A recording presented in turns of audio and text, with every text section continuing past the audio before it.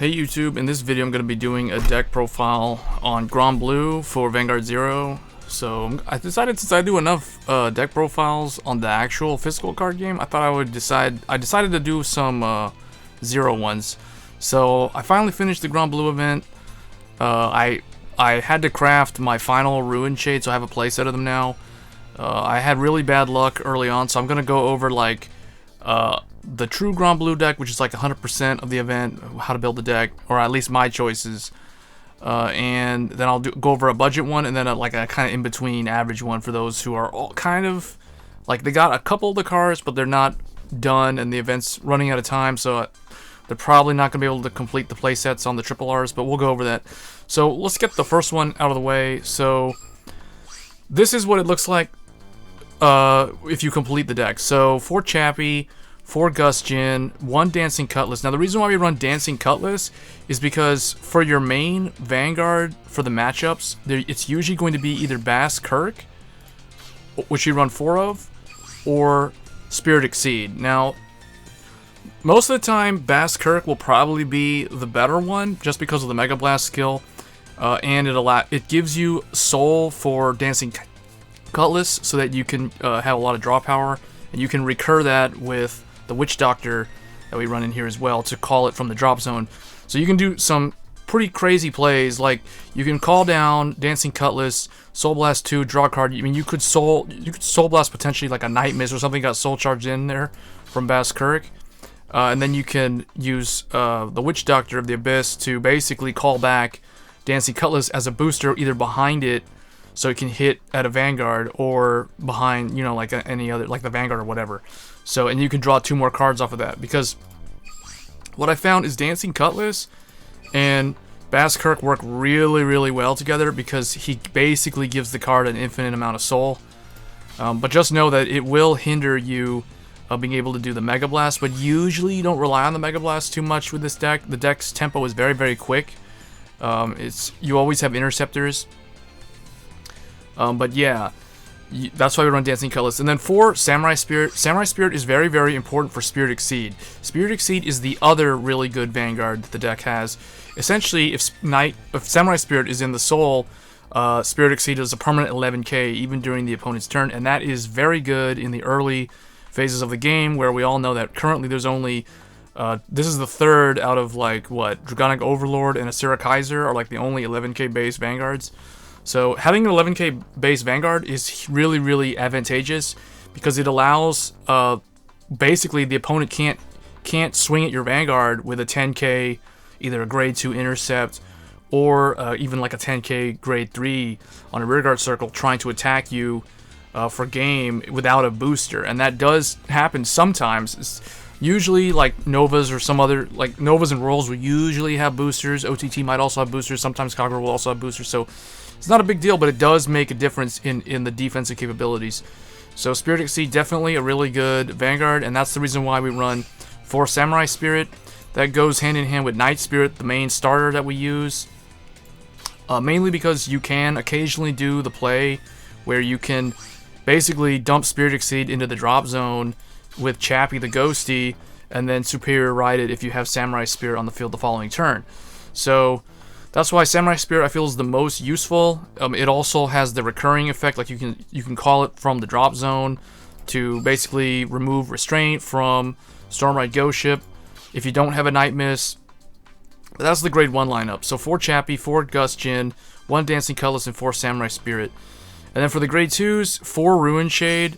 People might say this is too much, 3 is enough, and yeah, it's possible. Like, for a while I was running 3 of them, and then I decided to finally craft the 4th one just to have a playset. I think in the long run, I don't know, because in Vanguard Zero, because of the intercepts role in this game, I feel like Night Mist will always be pretty valuable, but Night Mist really only shines if you have like 3 or 4 copies of him. I feel like 2 is too few to be consistent, because he'll only be like an 11k. I mean, the best you can do with 2 Night Mists is have one in the drop zone, and the other one you keep calling out of the drop zone, so you'll have that 11k attacker and interceptor every turn. But I feel like 3 is definitely more consistent, because that allows you to have 2 of them at 11k and then 1 in the drop zone. And then 4 is even more consistent, because sometimes you'll have that occasional issue where one of them gets damage checked, one of them gets soul charge, or you had to ride one because it was the only grade 2 in hand. You know, those sort of things can happen. So that's why 4 is definitely the optimal way to play Night Mist. Ruin Shade, you can get away with running like 2, 3 copies, but it's a really good, cheap 11k attacker. It mills 2, but you know, sometimes it's good, sometimes it's bad, sometimes it mills a bunch of triggers, sometimes it mills like good things like that you want to see, like Night Mist in the drop zone, stuff like that. So it can work both ways. And then we run 1 Stormride Ghost Ship because it's an 11k body, so it's basically Brutal Jack on the cheap. Because it has the exact same effect as Brutal Jack, where when it's boosted as a Vanguard, it gets 5k attack power. So this card is pretty good. If you don't have a full set of Ruin Shade, then you would definitely run more than one of these. But Commodore Blueblood is still preferred over Ghost Ship just because you don't have to deal with the restraint issue. So in the early game, when you can't call stuff from the drop zone, Commodore Blueblood's gonna be more consistent overall. So yeah. So that's the grade 2 lineup. For grade 3s, we run 4 Basskirk. He's the main Vanguard, but occasionally, sometimes Spirit Exceed will also be good, or in even some scenarios, Spirit Exceed might even be the preferred Vanguard, just because of that 11k body. But if you don't have Samurai Spirit in the Soul, then obviously Basskirk is the better choice, because he'll always be able to swing as 12. At the beginning of the main phase, he'll Soul Charge 1, and he'll be 12. So without a booster, he can still hit a Surkaiser without a booster.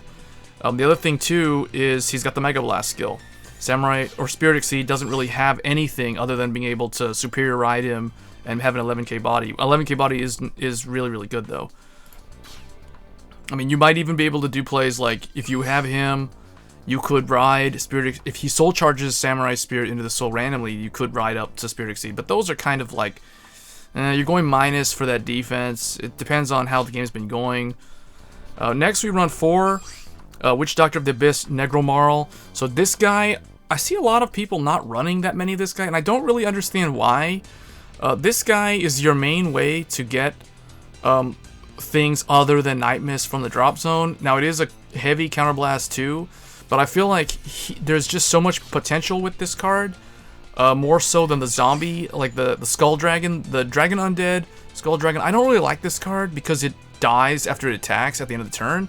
So this card is very situational. I feel like you only ever use this to push for a final game, like a final turn push with this guy to hit like a 20k column. Like this plus Samurai behind him would be 20k, but that's the only scenario.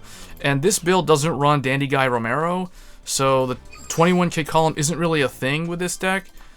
So that isn't something the deck is really built to do. I mean, if you want to run more of these, you definitely can. I just find that it's just not as good as running something that can let me pick anything. Like this guy, I've used this guy to call like Chappie from the drop zone, and then use Chappie's effect to throw a second Night Mist in the drop zone, then recur like 1 more Night Mist back from the drop zone, so I have the 11k body. I've used him to pull Stormrider Ghost Ship from the drop zone, and as soon as it gets called up from the drop zone, it loses restraint because that's part of the ability. So now I have an 11k body. I've even done plays where I call this in the same column as the Witch Doctor, and then I move it in front of him, so I have an 11k Interceptor, and this guy then gets retired to call Night Mist on the other column.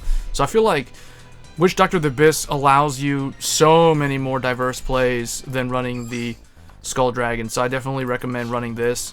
For trigger lineup, we run 4 draw, and I chose Basskirk as the draw because not only do you have the draw trigger from him, but you also have Dancing Cutlass. And Dancing Cutlass, as long as he is in the drop zone, you'll be able to get him up with the Witch Doctor, so you'll be able to get that extra draw power. Then you can sacrifice him off to call Night Mist. Then you can recall him again later if you get another Witch Doctor. So it gives you some draw power. In fact, I was actually thinking of maybe bumping Dancing Cutlass up to 2 because the draw power is pretty good.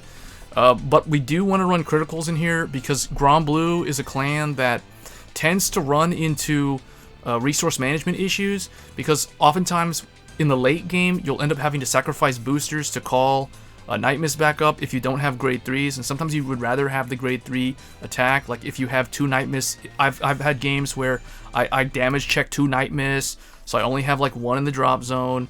I can't get him to be 11k. At that point, he's not really that optimal. Then it'd be better to use something like Witch Doctor to call the Ghost Ship, or maybe even Commodore Blue Blood. So you see, it gives you more options when you run the Witch Doctor. So we run crits mainly because you want to try to push damage because you tend to not have a lot of boosters, if that makes sense. The deck usually gets by without running a lot of boosters in most of its games. So we run crits because you're going to usually swing Rearguard to kill the Interceptor, Rearguard to kill the other Interceptor, then Vanguard will swing and then try to crit and kill them.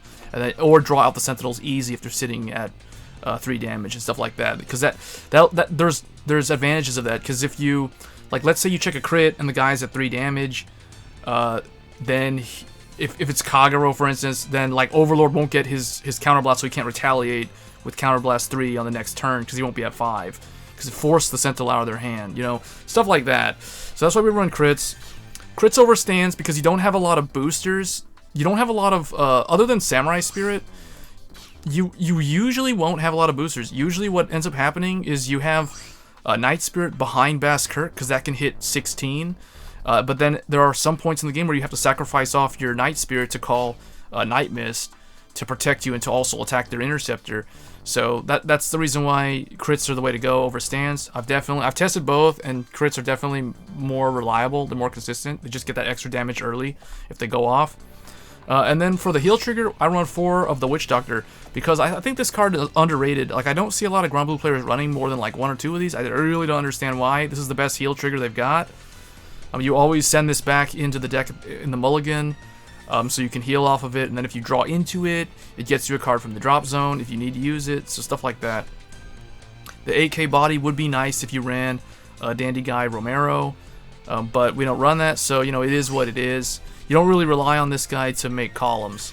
And then the 1 Skull Dragon, this card can either be a draw trigger or a critical trigger. It doesn't really matter. I opted to make it a crit, but I've been considering making it a draw trigger.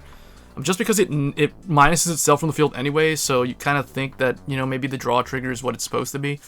But anyway, guys, that's the true Granblue deck. Now let's look at a budget build for people who are not able to pull. Either they didn't do the event from day 1, or they just have gotten really unlucky. So this is one list that I came up with.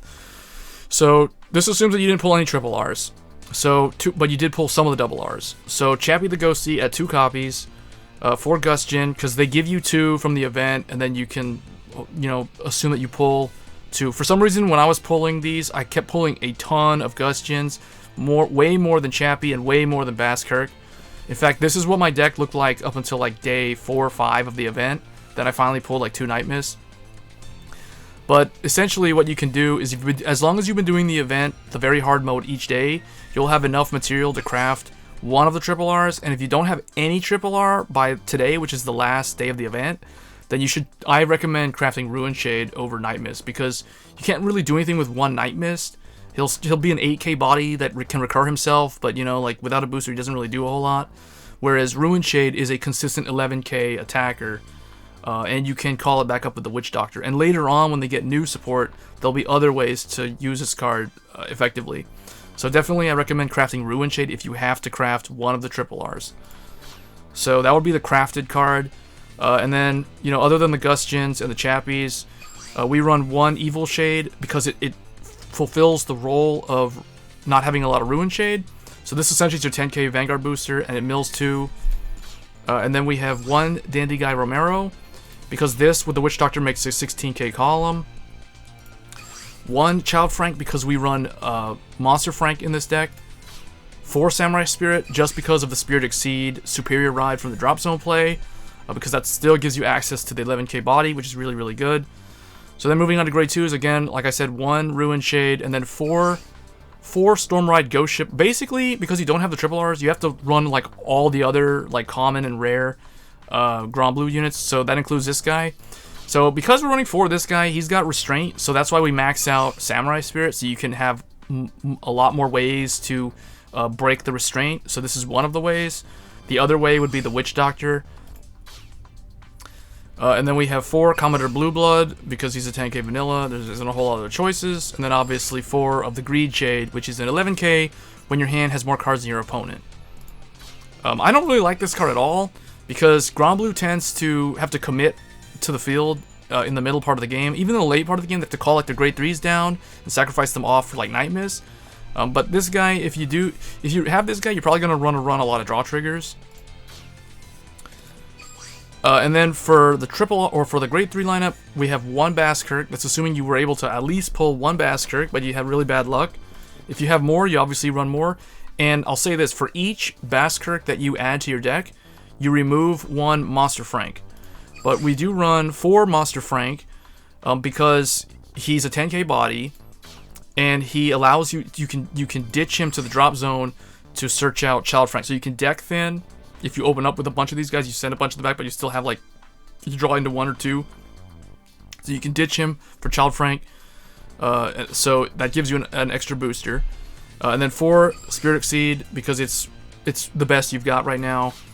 And then 4 of the Witch Doctor. So we don't run any of the Zombie Dragon. I mean, I guess, now that I think about it, you probably might want to run maybe 2 copies of that card, just because we're running 4 Storm Rider Ghost Ship.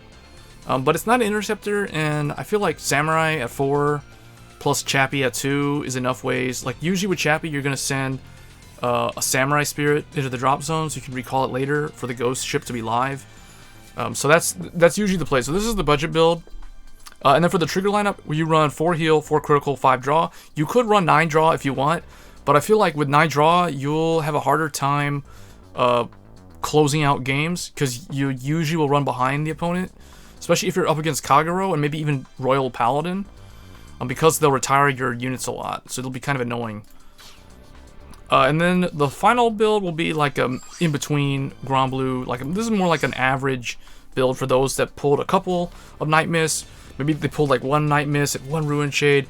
So I recommend craft, if you have 1 or more Night Miss, then craft another Night Miss, so you at least have like 2 or 3. That way you'll be able to make some of those Night Miss plays relatively consistently. But this is the deck list that I came up with for like a more average in-between build. So 3 Chappie, 4 Gustion, 2 Dancing Cutlass, 4 Samurai Spirit, and then for the grade 2, 1 Ruin Shade, 2 Night Miss. So that depends, like you craft the second one, or you pull 2 Night Miss, just either craft the third one or get the Ruin Shade. If you don't run any Ruin Shade, you might want to consider running Evil Shade. And then 4 Ghost Ship, 4 Commodore Blue Blood, and 2 Greed Shade.